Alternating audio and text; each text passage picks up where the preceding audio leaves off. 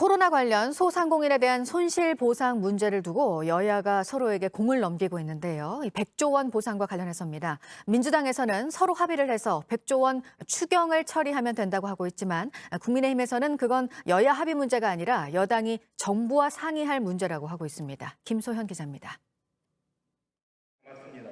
100조 원은 내년도 국가 예산의 6분의 1, 국방 예산의 2배 가까운 규모입니다.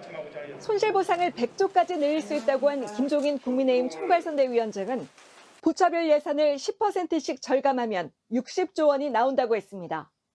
하지만 의무지출과 진행 중인 사업을 빼면 10% 삭감은 불가능하다는 지적이 많습니다. 할 수 있는 거는 대부분 다 안 하는 거예요. 다 정부가 올 스톱. 그런 일은 벌어질 수가 없잖아요. 여기 붙어서 다 사람들이 살아요. 그러니까 삭감하면 그 사람들 삶이 다 망가지는 거거든요. 초과 세수와 구조 조정으로 국채 발행이 필요 없다는 주장도 나왔습니다. 저희는 국채 발행을 예정하고 있지 않습니다. 지역 화폐에다가 홍남기 부총리의 반대에도 불구하고 30조를 지금 집어넣었지 않습니까? 그 30조만 돌려도요. 하지만 내년도 지역 화폐 발행에 편성된 예산은 6,052억 원. 국세 수입도 감소세로 돌아섰습니다. 여당도 추경 협상에 나서자며 야당을 압박할 뿐 재원 마련에 뾰족한 수는 없습니다. 결국 국채 발행 없이 100조 원 조달은 쉽지 않습니다. 문제는 나라 빚. GDP 대비 국가 채무 비율은 내년에 50%, 2027년엔 60%를 넘어설 거란 전망이 나왔습니다. 코로나로 어려워진 소상공인 지원은 필요하지만 규모를 특정하는 건 혼란만 키운다는 지적입니다.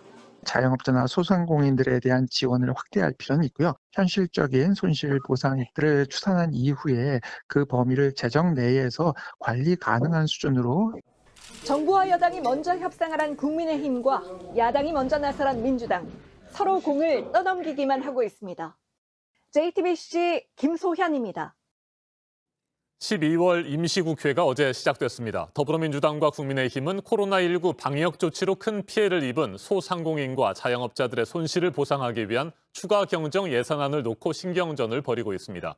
유한기 전 성남도시개발공사 본부장의 사망 이후 대장동 특검을 둘러싼 공방도 다시 불붙었습니다. 이번 임시국회는 새해 1월 10일까지 이어지는데 20대 대통령 선거를 80여일 앞둔 상황에서 사실상 대선 전초전이 될 것으로 보입니다. 최창렬 용인대 교양학부 교수 자리 함께했습니다.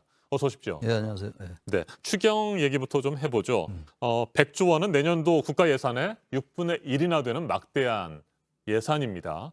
네, 소상공인과 자영업자들의 손실을 보상해주기 위해서 반드시 필요하다라고 하는 당위성에 대해서는 여야 모두 공감하고 있는데 과연 이 돈을 어떻게 마련할 것이냐, 이 방법론에 대해서는 의견차가 큰 것 같습니다. 일단 뭐 추경을 해야 된다는 데는 대개 네. 동의하고 있는데 일단 국민의힘 내부부터 좀 다른 것 같습니다. 김정인 위원장은 추경은 이제 대통령 소관이다. 그리고 이제 추경을 자신들이 얘기했던 거 100조 원. 100조 원은 대통령이 만약 되면 집권을 하면 하겠다라는 그런 입장이고 윤석열 후보는 여야가 합의하면 하긴 하는데 일단 정부와 민주당이 합의를 하라는 얘기예요. 추경에 대해서 정부를 설득하고 그런 다음에 추경안을 제출하면 여야가 합의할 수 있다. 이런 얘기거든요. 그러니까 일단 김정인 위원장과 윤석열 후보의 입장이 다르고 또 윤석열 후보와 또 민주당의 차이는 민주당은 여야가 빨리 합의하자는 얘기고 네. 국민의힘의 윤석열 후보 같은 경우는 일단 여당과 정부가 먼저 한 다음에 그다음에 합의하겠다는 얘기라서 상당히 이게 차이가 많습니다. 국민의힘 내부의 차이가 있고 여야의 차이가 있고 다시 말하면 100조라는 금액이 아까 말씀처럼 내년도 예산의 6분의 1이거든요. 국방비의 2배고. 근데 이 부분을 이제 그 재원을 마련하는데 방식의 차이가 좀 있는 거죠. 가만히 들여다보면은 이제 대선의 어떤 그 득표와도 연결이 되는 것 같아요. 지금 야당은 만약에 손실보상이 대선 전에 결정이 되면 여당에게 정치적 득이 있을 거다라는 생각을 하는 것 같고 여당은 반대로 어쨌든 이 정부를 설득해서 재원을 마련하는 게 대단히 좀 부담스럽거든요. 예산 통과된 지 며칠 안 됐는데 다시 추경을 하자고 그러면 당연히 정부가 반대할 테니까 이 정부가 반대하는 것을 이제 부담을 좀 나눠 갖자. 이런 여야의 어떤 속내 차이도 있어 보이긴 합니다. 네. 국민의힘 윤석열 대선 후보와 김종인 총괄 선대위원장의 의견차는 어떻게 봐야 될까요? 뭐 가까스로 내부 갈등이 봉합된 듯 했는데 뭐 이거 다시 갈등이 재발되는 상황은 아닙니까? 글쎄요. 일단 아까 말씀처럼 김정인 위원장은 손실보상은 집권 후 하겠다라는 입장이고 윤 후보는 이제 일단 뭐 여당과 정부가 합의하면 여야 처리하겠다는 얘기인데 그래서 이거는 뭐 지난번에 그 이제 선대위 구성 둘러쌌던 그 잡음하고는 좀 차원이 다른 거기 때문에 이거는 뭐 국민의힘 내부에서 크게 차이가 날 것 같지는 않아요. 일단 기본적으로 손실보상을 해야 된다는 원칙은 다 동의하는 거니까. 근데 이제 이렇게 되면은 여야 모두 이제 대선 앞두고 자신들 표만 계산한다는 이런 이제 그 비판에서 자유롭지가 네. 않기 때문에 야당도 빨리 김정일 위원장과 윤석열 후보가 이제 의견을 빨리 합의를 보고 여야도 서로 이 핑퐁하듯이 방식 가지고 이럴 게 아니라 빨리 대책을 마련할 필요가 있다고 생각합니다. 네. 네. 손실 보상과 관련해서 국민의당 안철수 대선 후보도 한마디를 했군요. 이재명, 윤석열 후보 모두 제대로 된 과정 없이 금액만 이야기하는 포퓰리즘의 전형을 보여주고 있다. 이렇게 비판했어요. 일단 이제 여야 모두 금액 뭐 50조, 100조 이런 얘기는 얘기했는데 아무튼 재원을 어떻게 마련할 것인가를 미리 충분히 사전에 생각하고 발언한 것 같지는 않아 보여요.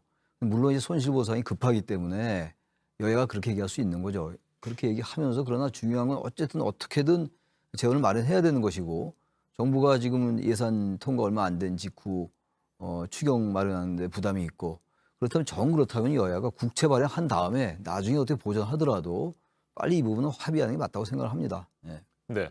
유한기 전 성남도시개발공사 본부장의 사망 이후 대장동 특검 관련 이슈가 다시 불붙고 있습니다. 이재명 후보는 여전히 윤석열 후보 관련 의혹은 왜 빼고 하냐 이렇게 공격을 했고요.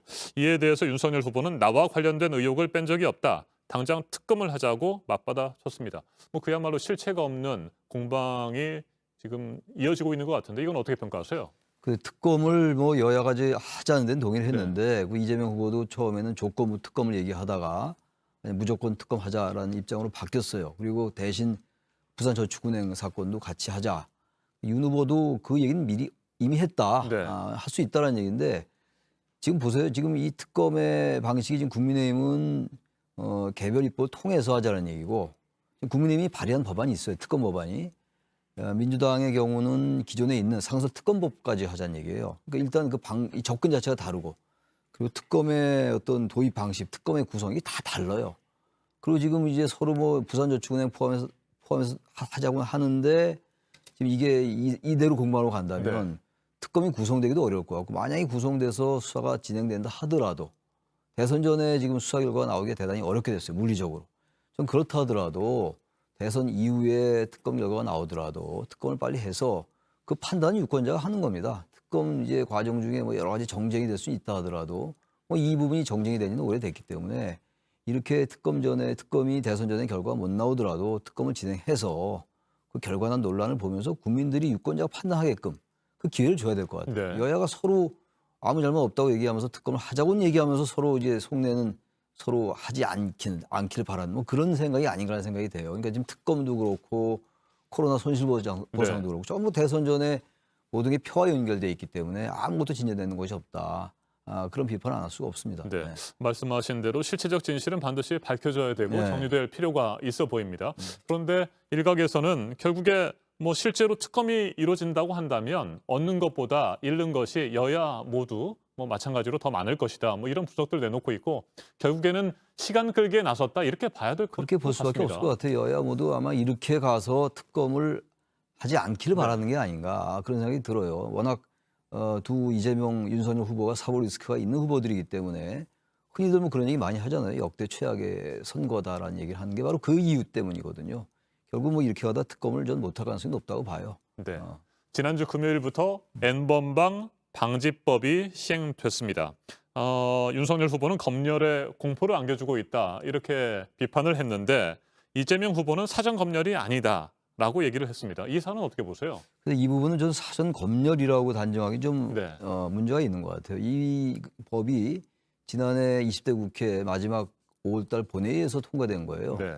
여야 합의는 아닙니다만 국민의힘도 50명이나 찬성을 했고 근데 178명 중에서 170명이 찬성을 했어요. 국민의힘이 사실상 찬성을 같이 다 했던 거기 때문에 이제 CC하려고 하는데 이제 갑자기 검열이라고 얘기하는 건 좀 이상한 것 같고 단지 이제 윤석열 후보나 이제 국민의힘이 얘기하는 거는 이게 모든 이 검열의 대상이 되기 때문에 모든 이제 채팅이나 이런 게 이게 헌법 위반이다. 헌법 18조 통신의 비밀을 보호한다라는 헌법 위반이라고 얘기하는데 이게 사적인 대화 1대1 채팅 같은 거는 해당이 안 돼요. 일단 커뮤니티에서 동영상 공유하는 것들 이런 것들이 이제 필터링을 하는 것이라고 봐야 될 것 같아요. 우리 영화 같은 경우도 영화 등급 같은 거 심사하잖아요. 그런 걸 우리가 뭐 검열이라고 얘기하지는 않지 않습니까? 저는 그래서 이거는 일단 뭐 개인의 사적인 대화는 검열의 대상이 아니더라 하더라도 불법 동영상이 대상이긴 한데 지금 뭐 윤 후보가 걱정하는 그런 부분이 있다면 이건 좀 보완해야 될 문제인 것 같아요. 보완하고 또 실제적으로 효과가 있게. 사실 N번방의 문제가 됐던 텔레그램은 대상이 될 수가 없어요. 텔레그램은 우리나라 게 아니기 때문에. 네. 그런 지적은 좀 타당하다고 보는데 아무튼 간에 이 N번방 법이 통과된 이유가 있거든요. 이른바 전기통신사업법 개정하는 거거든요. 이 부분은 무조건 검열이기 때문에 재개정하자고 얘기하는 건 조금 어폐가 있지 않는가. 그래서 어쨌든 좀 보완하고 이제 뭐 잘못된 것도 보다 실효성 있게 가는 쪽이 낫다. 단지 이걸 검열이다라고 얘기하는 건 좀 과하다. 알겠습니다. 문제가 있다면 네. 보완하고 네. 법을 개정할 필요가 있다 이런 말씀이시군요. 여기까지 듣겠습니다. 최창렬 용인대 교양학부 교수였습니다. 말씀 잘 예, 들었습니다. 고맙습니다.